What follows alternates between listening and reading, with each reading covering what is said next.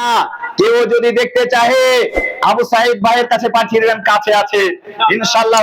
সিয়াসিতা হাদিসের গ্রহণযোগ্য একটি হাদিস, কোরআনের পরে স্থান বুখারী শরীফ, এই বুখারীর 35 নম্বর পৃষ্ঠা থেকে আবু সাইদ ভাই দেখিয়ে দিবে। আর যদি মনে করেন যে না সাদ ভাইয়ের কাছে যাব, ইনশাআল্লাহ আমরাও দেখিয়ে দেব, কোনো অসুবিধা নাই।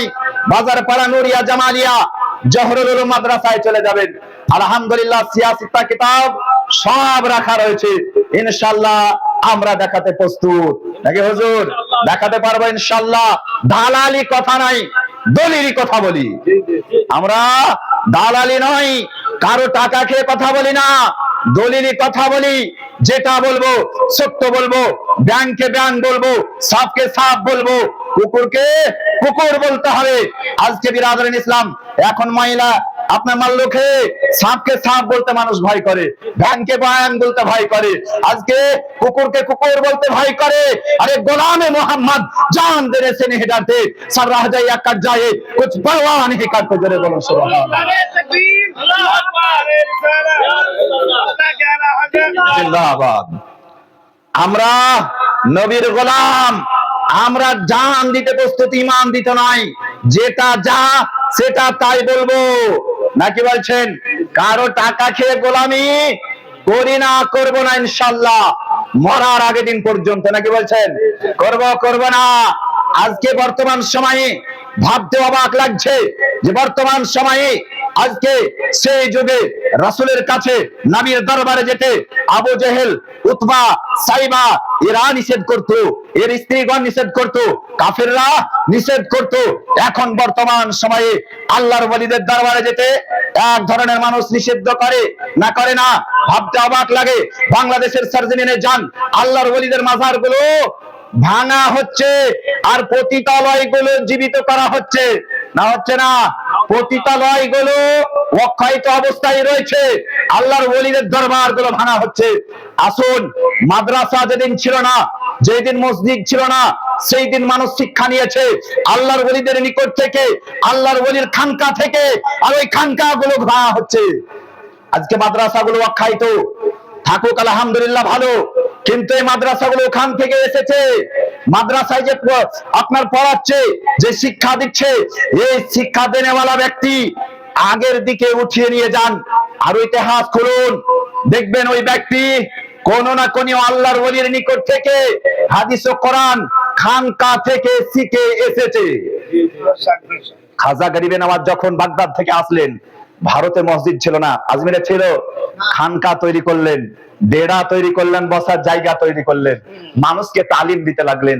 নামাজ এইভাবে পড়তে হবে, এইভাবে রোজা রাখতে হয়, এইভাবে কালিমা পড়ো, মুসলমান হবে, কবরের আযাব হালকা হবে, আল্লাহকে এক বলে মানো। মাদ্রাসা ছিল বাপ? ছিল না। খানকা তৈরি করে মানুষকে শিক্ষা দিয়েছে, খানকা তৈরি করে শিক্ষা দিয়েছে। আজকে খানকা গুলোকে ভাঙা হচ্ছে, আফসোস লাগে না? আজকে বিরাদরিন ইসলাম, আসুন নবী পাক সাহেবুল আওলাদ সাল্লাল্লাহু তাআলা আলাইহি ওয়াসাল্লাম হাদিসে কি বলেন? আন সাদ ইবনে উবাদাতা ক্বালা ইয়া রাসূলুল্লাহ ইন্না উম্মা সাদিন মাতাত ফা আইয়ুস সাদাকাতি আফদালু ক্বালা আল মাউ ফাহাফারা বিরাদ وقال هذه لأم سعد رواه أبو داود والنسائي। জোরে বলেন সুবহানাল্লাহ। আবু দাউদ এবং নাসাই শরীফ থেকে হাদিস বর্ণনা। কত খণ্ড?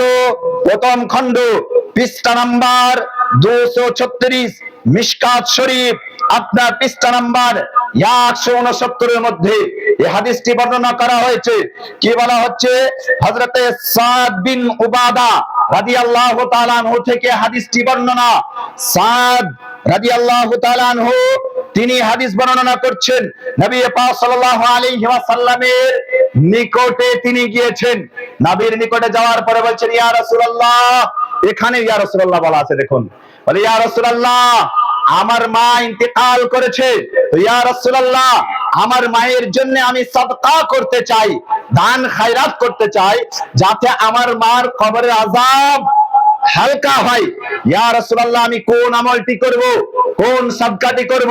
তো নবী পাক সাল্লাল্লাহু আলাইহি ওয়াসাল্লাম বলেন, আফদালু ক্বালাল মাউ ফাহাফারা বিরান, বলে উত্তম সাদকা হচ্ছে তোমার মায়ের জন্য কুয়া খনন করে এই কুয়াটা তুমি দান করে দাও। জোরে বলেন সুবহানাল্লাহ। কে বলেন?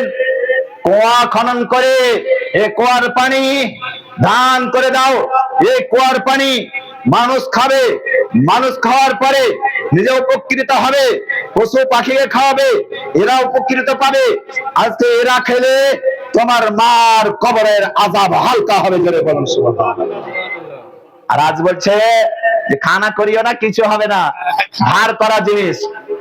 গত কয়েকদিন পূর্বে আপনার জয়কৃষ্ণপুর বলে একটি জায়গা, আমাদের ওইদিকে শ্রীপুরের পাশে মিলাদ করলাম, 40টা মিলাদ। 40টা মিলাদ কমপ্লিট হলো। কমপ্লিট হওয়ার পরে একজন ওয়াহাবি আসার পরে আমাকে বলছে যে মাওলানা সাহেব সবই তো শুনলাম, তো 40টা করা আছে, হাদিস থেকে কোনো দলিল আছে? আমি বলছি আলহামদুলিল্লাহ, এইখানে বসে আপনাকে হাদিস দিয়ে ঢেকে দিব, হাদিস দিয়ে ঢেকে দিব। জায়েজ আছে, এটা হাদিস থেকে প্রমাণিত। মাইয়াতের নামে দোয়া, ফাতিহা, মিলাদ, চাহরাম, 40টা কোরআন তেলাওয়াত করা জায়েজ রয়েছে, কবরবাসীর উপকার হয়। বলে এটা কেমন মনে হচ্ছে? আমি বলছি কেমন মনে হচ্ছে? 86টা হাদিস থেকে প্রমাণ দিব, মানবেন তো? তখন বলে এদিক ওদিক পালিয়ে যেতে চাইছে। আমি বলছি আপনি আমাকে একটি দলিল দেন যেগুলো করা না যায়, যে হারাম, করা যাবে না, উপকার পাবে না। কোরআন থেকে সূরা ফাতিহা থেকে নাস পর্যন্ত একটি আয়াত দেন। 86টা হাদিস থেকে একটি হাদিস দেন যে হাদিসে এটা লিপিবদ্ধ করা হয়েছে যে কবরবাসী, কবরের জন্য, মাইয়াতের জন্য, মৃত ব্যক্তির জন্য আজকে 40টা করা, চাহরাম করা, তিজা করা, বছর কি করা, মিলাদ করা, ফাতিহা করা, কোরআন তেলাওয়াত করা, এগুলো সব না জায়েজ ও হারাম। এ করে কোনো কবরবাসীর উপকার হবে না। একটি দলিল দেন, মেনে নিব। পারবেন? বলে আমরা তো হাদিস পড়িনি। আরে হাদিস পড়ো না, এটা পড়িয়ে দিচ্ছি, মেনে নাও, আর না হলে মানিয়ে দাও। দুটোর এক নাকি ভাই? দুটোর এক। মানিয়ে দাও আর না হলে মেনে নাও। তুমি যখন পারবে না তাহলে মেনে নাও নাকি? তুমি তো জানোই না, আর আমি আলহামদুলিল্লাহ জানি, তোমাকে হাদিস দিচ্ছি, মেনে নাও। তখন উঠে চলে গেল। এই তো অবস্থা। আর যদি একটি পাবলিকের সামনে, আপনার সামনে বলে, আপনাকে তো আপনার ভোট পড়িয়ে দিবে, চাল পড়া খাইয়ে দিয়ে একবার ব্রেন টস করে দেবে নাকি? টস করিয়ে দিবে। তো আসুন বিরাদরান ইসলাম, কি বলা হচ্ছে, কোনটা সাদকা উত্তম? তো তিনি কি বলেন? নবী বলছেন তোমার মায়ের জন্য কুয়া খনন করে কুয়াটা ওয়াকফ করে দাও, তোমার মায়ের নামে, মায়ের নামও লিখে দাও। এটা কুয়া কার? সাদের মায়ের। আজও পর্যন্ত আপনার সৌদি আরবে অক্ষায়িত রয়েছে, এ কুয়া অক্ষায়িত রয়েছে, এখনো পানি পান করে। আজকে হযরতে সাদ রাদিয়াল্লাহু তাআলা আনহু মায়ের মৃত্যুর কারণে পানি বিতরণ করলেন, পানির সংকট, পানি বিতরণ করলেন, মানুষকে পানি খাওয়ালেন। এ পানি সকলে খেয়েছিল, কোন সাহাবীরা বলেননি যে পানি আমরা ব্যবহার করব না, বলেছিল? সমস্ত সাহাবীরাই এই পানি ব্যবহার করেছিলেন যখন প্রয়োজন হয়েছিল। তিনারা বলেননি তোমার মায়ের মৃত্যু ব্যক্তির নামে কুয়া, এটা খাওয়া যাবে না, এটা হারাম, এটা নাজায়েজ, এটা অমুক, এটা তখন বলেনি। আরে মোল্লা শোনো, তোমার চাইতে শত গুণ বিদ্যা তিনাদের, নাকি বলছেন? হাজার হাজার গুণ বিদ্যা তিনাদের। তিনারা জানতেন না? তিনারা তো একটাও ফতোয়া দিলেন না যেগুলো করা যাবে না, এগুলো করিয়েন না, আমরা এগুলো খাবো না। বলেছেন একটা হাদিসে নাই বাপ। আজকে বিরাদরান ইসলাম, আজকে সেই মোল্লারা বলছে না, এগুলো করা যাবে না। আজকে বলছে চাহরাম করিও না, 40টা করিও না, 40টার বাড়িতে যে টাকাগুলো খরচা হবে মাদ্রাসায় দিয়ে দাও। মাদ্রাসায় দেওয়া কোন হাদিস আছে? একটি হাদিস দাও যে 40টা বাদ দিয়ে মা বাপের নামে টাকাগুলো নিয়ে মাদ্রাসায় দিব। কোন হাদিসে আছে দেখাও, একটি হাদিস দেখাও নাকি ভাই যে মাদ্রাসায় দিয়ে দিতে হবে বাড়িতে না পড়িয়ে। আরে বাড়িতে আমি তালিব ইলম গুলোকে নিয়ে এসে তো বাড়িতে ফুল পড়িয়ে, কোরআন পড়িয়ে তাদেরকে খাওয়াচ্ছি। এই টাকাগুলো তো মাদ্রাসায় যখন আমাকে দিবেন, আমিও তো বোর্ডিং বিষয়ে আপনার চাল কিনবো, ডাল কিনবো, বিভিন্ন রকম জিনিস কিনে ওগুলো তালিব ইলমকেই তো খাওয়াবো নাকি? মানে ওখানে আর একটি ডোনেশন আছে, যদি 40,000 পাই তো 20,000 মাদ্রাসার ফান্ডে আর 20,000 जेब में, पॉकेट में, पॉकेट में रहेगा। ফায়দা, নিজের ফায়দা, এই তো হচ্ছে অবস্থা, ভয়ঙ্কর অবস্থা। আজকে বিরাদরান ইসলাম অনেক কথা ছোট মুখে বলে ফেললাম।